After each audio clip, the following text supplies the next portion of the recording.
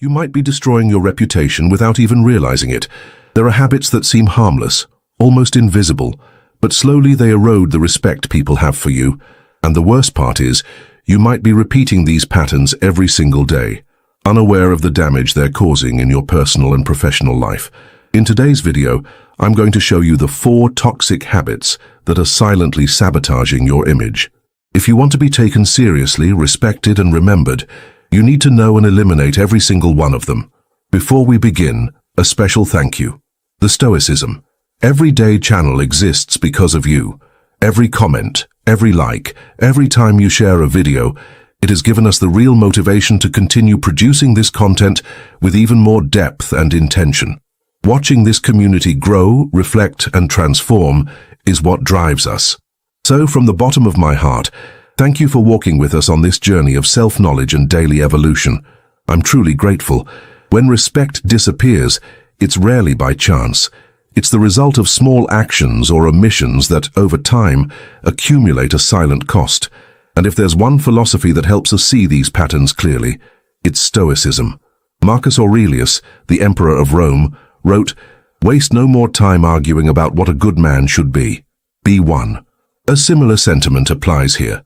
Worry more about what you do than what others say. Seneca said that the greatest sign of wisdom is to observe yourself with honesty, and that's what we're going to do here today. Look within, without masks, without excuses. We will identify 4 habits that seem small but have the power to erode your image, and even worse, your self-confidence. Throughout my life, I've made all these mistakes, and only when I started applying Stoic principles in my daily life did I begin to see real changes. More respect, more balance, and more clarity in my relationships. So, if you're ready for this reflection, grab your coffee, get comfortable, because what's coming next may be uncomfortable but also liberating. Gossiping, the silent poison of relationships.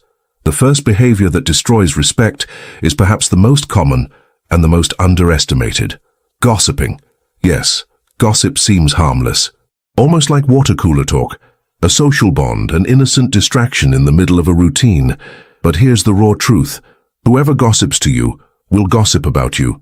And when you get involved in this game, even without malicious intent, you send a powerful and negative message. I am not trustworthy. I cannot keep secrets. I feed on the failures of others. I remember a phase in my life, back in college, when gossip seemed to be part of the environment. Conversations revolved around other people's lives. It was almost a collective pastime, analyzing who was with whom, laughing at personal choices, speculating about situations. A classmate, let's call her Sarah, was the most reserved. One day, it leaked among the group that she had a crush on a guy in our class. In a short time, this intimate detail spread and became a joke, and Sarah completely shut down. The way she quietly distanced herself left a mark on everyone who witnessed it. That's when I realized gossip is never just a casual conversation. It always leaves a scar on someone. The Stoics, especially Epicteto, warned against this. If you hear something, don't repeat it. If it doesn't concern you, don't say it, don't listen to it. Gossip diminishes you, and the people around you notice even if they remain silent. They start to wonder, if this person talks about so-and-so like that, what do they say about me? Being worthy of respect starts with a daily choice. Do not pass on what does not build up. Prefer conversations that elevate, that inspire, that analyze ideas, not people. As an old proverb says, small minds discuss people, average minds discuss events, great minds discuss ideas. Choose every day which of these minds you want to be a part of. Being unreliable, the word that loses its value. The second habit that erodes the respect of others, perhaps faster than any other, is a lack of reliability. We live in an age where everyone promises but few deliver. We promise to be there, we promise to help, we promise to change, but when the time comes, excuses, distractions, and silence appear. And here's a hard truth. When your word loses its value, you lose value right along with it. There was a time when I thought that being flexible and spontaneous was a virtue. I would make plans and then cancel them. I'd say, I'll definitely be there. And on the day, I'd decide to do something else. So until one incident showed me what this really meant to those who trusted me. A good friend, Emily, spent weeks preparing her birthday party. She planned everything with care: guest list, decorations, special details, and I, of course, said I would be there, that I wouldn't miss it for anything. But on the day of the party, I got tied up with another activity. By the time I realized it, the party had already started. I sent a rushed text, trying to justify myself. Her reply was polite, but cold. And right there I felt it. It wasn't just an event I missed. It was a piece of our trust. The relationship grew cold, because she understood, and rightly so, that my words were worth little. The Stoics saw the honor of one's word as a pillar of virtue. Seneca wrote, "Nothing is more valuable than the commitment of a person of integrity. Your word is your contract." Reliability isn't built with beautiful promises. It's built with small, consistent actions. Arriving on time, responding as agreed, meeting deadlines, being transparent about your limits, and above all, being honest with yourself. If you know you can't do it, don't commit. If something unexpected comes up, communicate with respect and in advance. People don't expect perfection, they expect consistency. In a professional environment, a lack of reliability can be devastating.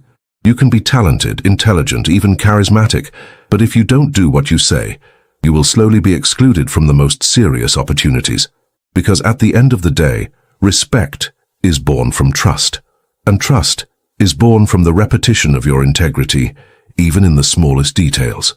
Interrupting others, when your anxiety speaks louder. Sometimes losing the respect of others doesn't happen because of big mistakes, but because of small gestures that we repeat without realizing. One of the most silent and damaging is interrupting others while they are speaking. It seems like a trivial thing. After all, who hasn't done it? Sometimes we think we're just participating in the conversation, being dynamic, contributing. But interrupting carries a much heavier weight than it seems, because when you interrupt, even unintentionally, you convey an unconscious message. What I have to say is more important than what you are saying right now. And that message, repeated over time, erodes respect. Early in my career, I was exactly like that. Anxious, full of ideas, wanting to prove my worth. During meetings, I would barely let someone finish their sentence. If I disagreed, I interrupted. If I had a suggestion, I interrupted. If I thought I could add something. There I was, cutting off the other person's train of thought. Until one day, my manager, calmly but firmly, asked to speak with me. She said something I never forgot. "You are always ready to speak, but rarely ready to listen." Those words struck me like lightning because she was right. I wasn't truly listening. I was just waiting for my turn to speak, and that has a name. Egocentrism disguised as enthusiasm. The Stoics valued listening as a form of wisdom. Epictetus, who began his life as a slave and became one of the greatest philosophers of antiquity, taught, "We have 2 ears and 1 mouth for a reason, to listen more and speak less." From that moment on, I began to practice what I call Stoic listening. When I felt that urge to interrupt, I would take a deep breath and ask myself, does this really need to be said right now? Or can I wait with humility and listen until the end? This simple change in attitude completely transformed the way people began to see me. I became someone more respected, more trustworthy, more balanced, because truly listening is a sign of strength, not passivity. If you want to earn respect, practice intentional silence. Listen attentively.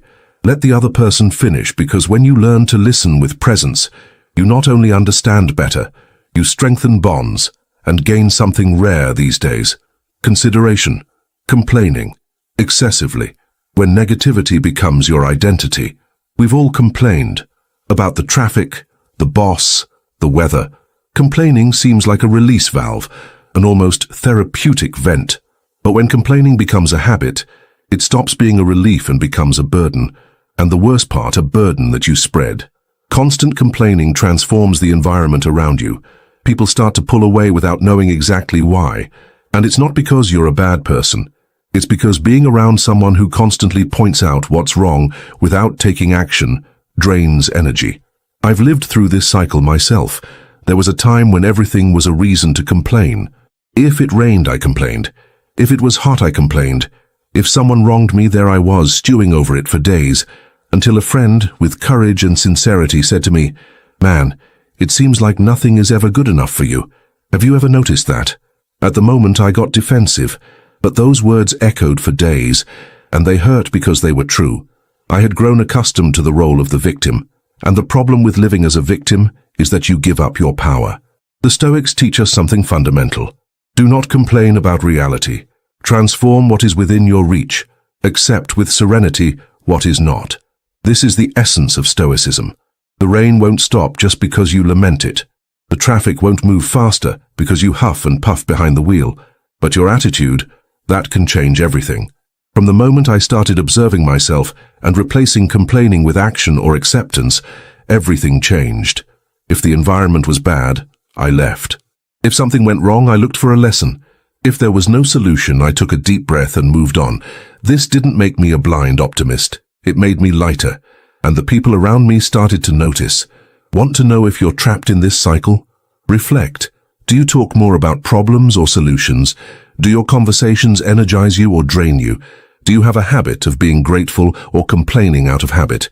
The mind works like a radar. It finds what you train it to find. If you feed a negative outlook, the world seems like chaos. If you train a constructive outlook, you find opportunities where before there were only barriers. Respect is also born from the vibration that you carry, and no one respects someone who is always drowning in complaints. So, starting today, every time you feel the urge to complain, ask yourself, is this under my control? If yes, act. If no, accept. This simple question, if used with discipline, can free your mind and your energy. If you've made it this far, congratulations.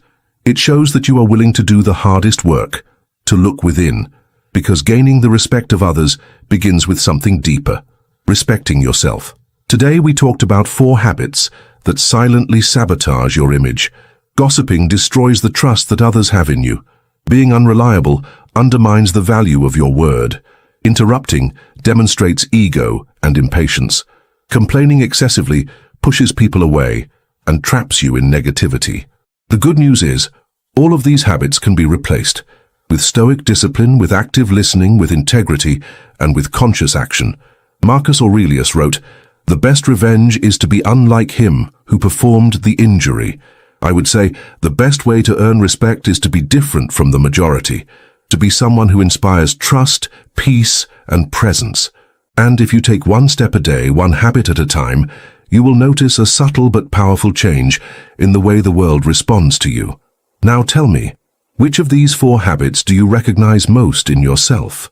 Leave the phrase, "I choose to be worthy of respect," in the comments below, and tell me which habit you are ready to transform. This not only helps to solidify what you've learned, but also strengthens this community of growth that we are building together. If this video helped you in any way, like it, share it with someone who needs to hear this, and subscribe to the channel. Here, philosophy isn't just theory, it's practice, applied to your real life. See you in the next video, and until then, remember, you are the only one responsible for the energy you bring into the world. Bring what builds up, and leave the rest behind.